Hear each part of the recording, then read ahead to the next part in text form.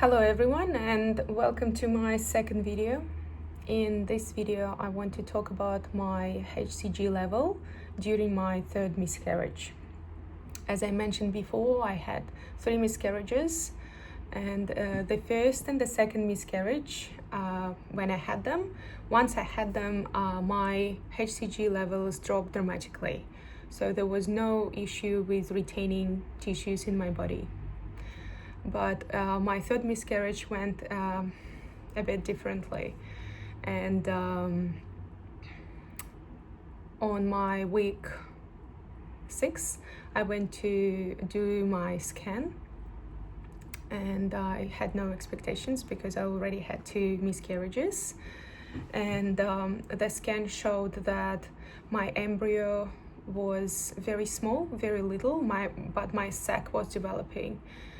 So the gynecologist said that I need to wait. Maybe my pregnancy is just developing slowly. And my GP also, she said it's a surprise because my HCG level at that time was 90,000, which was pretty good for the week 6. So she said, we just need to stay positive and believe that everything's going to be okay. It was very easy to say, but not easy to feel. So I had to wait for another week. And on my week 7, I went to do another ultrasound. And it actually showed that my embryo was shrinking, but my sac was still developing. I was really upset. I was really puzzled, but again, as I've already experienced that, I was like, all right, another miscarriage, I know what to do. But actually I didn't, because this miscarriage was completely different, and I was diagnosed with silent miscarriage, or it is called also missed miscarriage. So that means that my body didn't really realize that I'm experiencing miscarriage. That's why my sac was still developing and my HCG level was still high. So I didn't know what to do. I had many questions. I didn't have any clarity. So my GP doctor, she just recommended me to wait. So I can release the tissues naturally. But again, I felt very good. I felt like nothing is happening.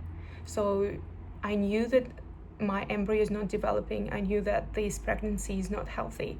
But to be honest, I didn't feel anything physically. I could still exercise. I could still eat. I didn't have any pain. So I was quite confused because it was completely different experience compared to my first 2 miscarriages. And my HCG level still retained very high. It was still very high. And so I thought maybe once I release all of the tissues, it will stop dropping. And I was kind of right. On my week 8, I still didn't release any tissues. So I've confirmed my missed miscarriage on my week 6, and still on my week 8, I didn't release anything. So I've been waiting.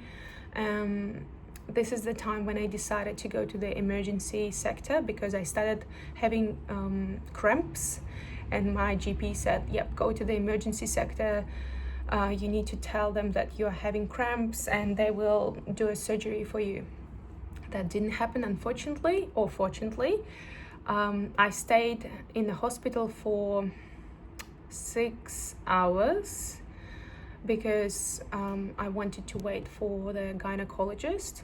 Gynecologist told me that they cannot do the surgery because it's late, it's nighttime. And she just put me into the waiting list for a fertility doctor. By the way, it's been 3 months already.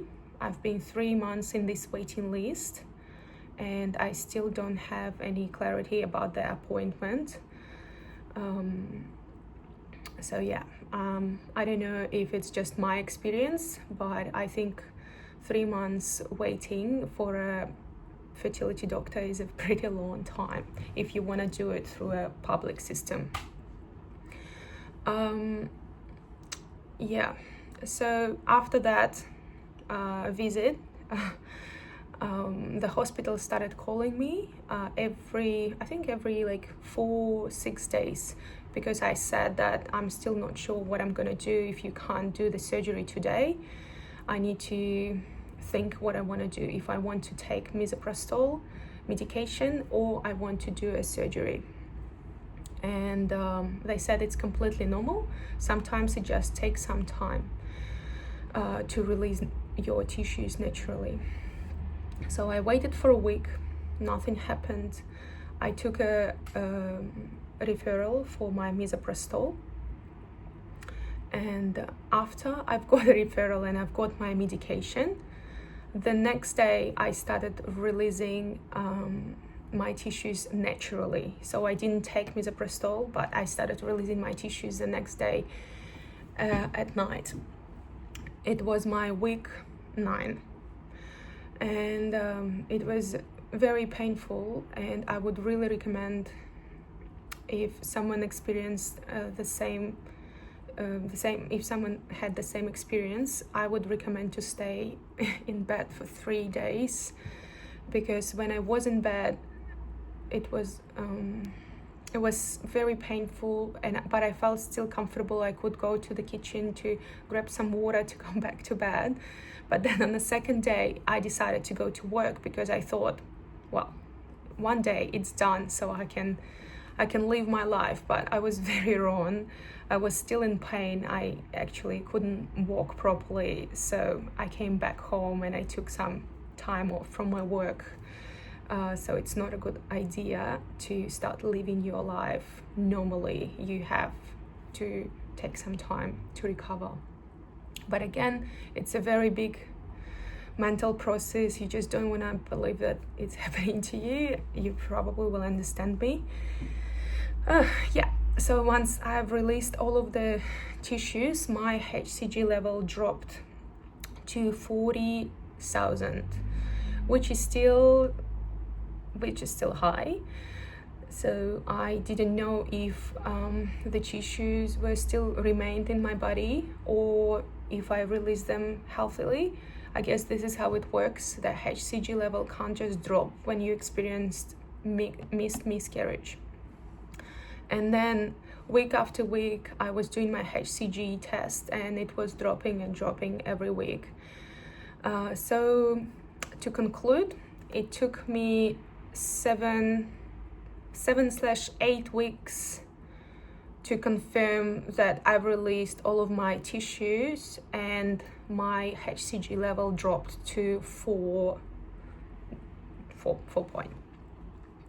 So it's been a very long time. So if you're stressing out that your HCG level is still staying the same or it's dropping very slowly, you probably need to wait. Or I've been chatting to other people who experienced miscarriages, and some of the people had to do the surgery because their discharge started being smelly, and sometimes you started having fever. So you just need to pay attention to these symptoms, I guess. But according to my experience, I didn't have fever. My discharge was not smelly, and I've just released everything naturally. That was my experience. I hope this experience helped someone, or I hope you're staying supported if you're experiencing the same miscarriages I did. Or I want to send lots of love, and I want to say that you are not alone. Thank you so much for watching me, and I'm looking forward to share more information with you.